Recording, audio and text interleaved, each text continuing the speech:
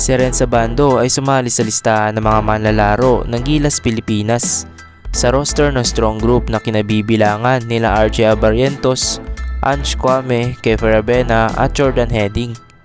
Ang strong group ay kumuha na isa pang veteranong manlalaro ng Gilas Pilipinas para sa kanilang William Jones Cup campaign sa Taiwan na gaganapin sa July. Matapos pumirma ang high-flying forward na si Renza Bando ayon sa pahayag ng kupunan. Kabilang sa mga nabanggit kanina, kasama rin ni Renza Bando ang dating PBA import na si Chris Maclo at si Kalen Tiongson. Nag-aalangan pa rin si Renza Bando sa kanyang mga pagpipilian sa kanyang basketball career matapos ang kanyang paghihiwalay sa kanyang dating club sa Korean Basketball League na Anyang Red Boosters. Inaasahan ni Renza Bando na magiging fit siya para sa strong group. Matapos nitong pinapanood ang kupunan ng ito ay lumahok sa Dubai International Basketball Championship noong nakaraang taon. Sinabi pa ni Renza Bando sa mga Filipino fans, "Excited ako maglaro para sa strong group dahil nung nasa Korea ako, pinapanood ko ang kanilang mga laro sa Dubai. Pinasaya nila ang mga fans sa Dubai. Sana ay magawa rin namin ito para sa ating mga kababayan sa Taiwan sa Jones Cup."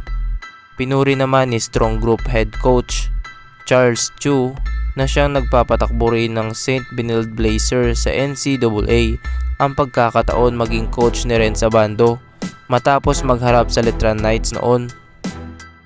Ayon pa kay Coach Charles Chu, "Masaya ako magkaroon ng pagkakataon na maging coach ni Renz. Nag-coach ako laban sa kanya noon at sa tingin ko ay magaling siyang player. He gives us a lot of athleticism and firepower." At yan nga ang mga sinabi ni Coach Charles Chu, mga kabasketball. Si Renza Bando ay kasalukuyang free agent sa ngayon matapos maglaro ng 2 season sa KBL para sa Anyang. Sa kanyang unang taon sa Anyang, tumulong siya sa kupunan na makamit ang KBL Championship at ang East Asia Super League crown.